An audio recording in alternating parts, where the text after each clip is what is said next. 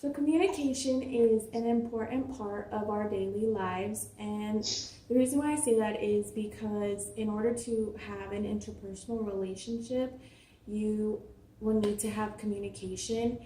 And a more important thing than communication in an interpersonal relationship, I think, is listening.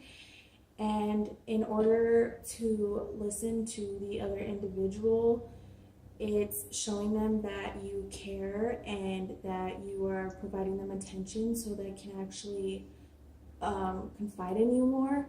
And the more you communicate, I think, and show them that you're listening, that gives them more intimacy into the relationship, and you build a better bond, and your relationship is going to be a lot stronger.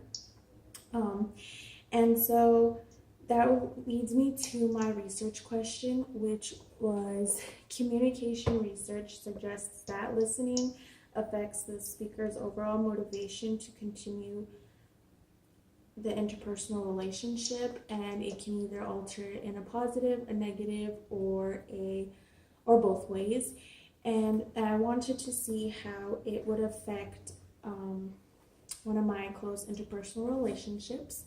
So I am going to be interviewing my mom, and we are going to see how listening is important to our relationship. Okay. So what are the things that you expect from me to know that I'm listening to you?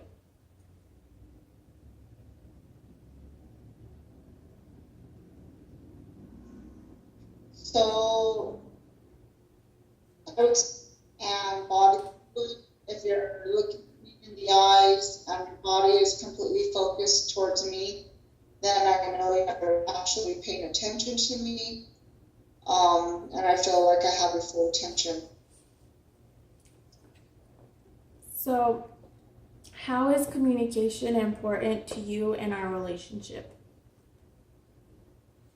I think any relationship, you have to have good communication. I think for both of us, being a mother and a daughter it's already hard as it is, two females. But for us to have good communication, I think you can talk to each other about anything and not be scared or nervous. I think you feel comfortable with that person, especially for a mom to have her daughter be able to come to her. That's very important. I'd like I'd like you to know that you can always come to me with anything, So communication is definitely a big, important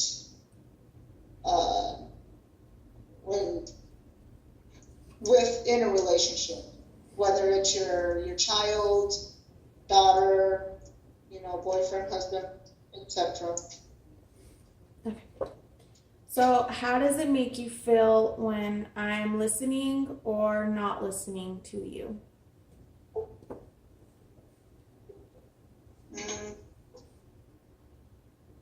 Well, when I know you're listening, I'm happy about that because I know you're paying attention and whatever I'm saying is important to you.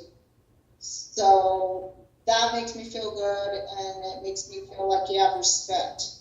When you're not listening, that upsets me. I feel it's disrespectful. And it makes me feel that anything I have to say is not important. So, when I have your undivided attention, obviously that makes me happy. Is that with So I know you're actually paying attention to the words that I'm saying. So how am I listening or not listening affect your motivation to keep communicating with me?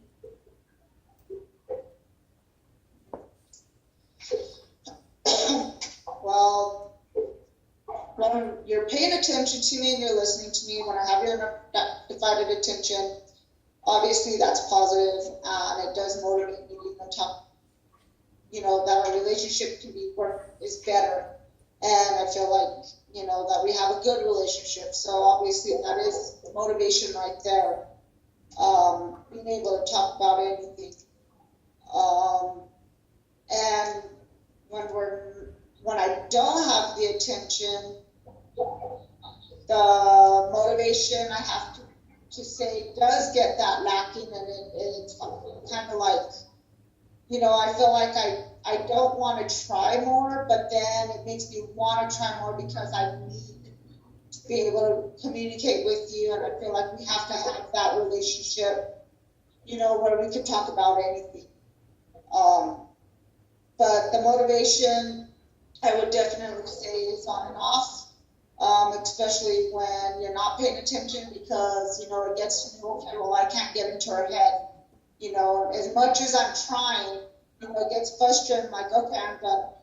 But then it makes me motivated because I feel like I need to get into your head, and I want to be able for us to be able to talk about whatever is, maybe hurting the relationship,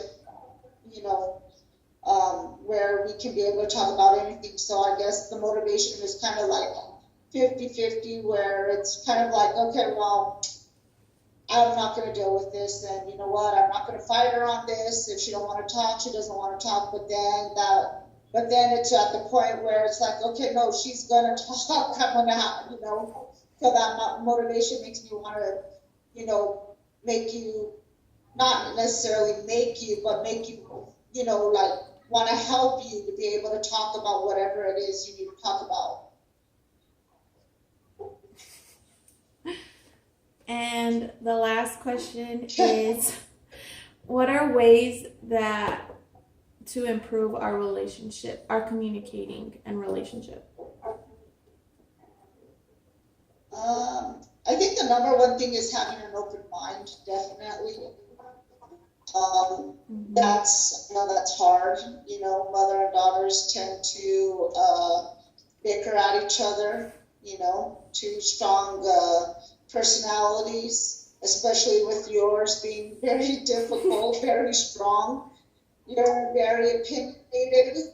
That is a good thing, but it's also a hard thing. It's the compromising is sometimes difficult to get past. You're kind of in your own mindset sometimes, and that is kind of hard. I would say definitely having an open mind on things, being able to compromise. I think that, and being understanding, to each other's feelings. When someone doesn't want to talk, you definitely don't want to push that issue.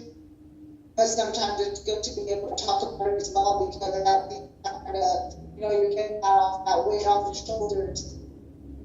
When you, get that stress off.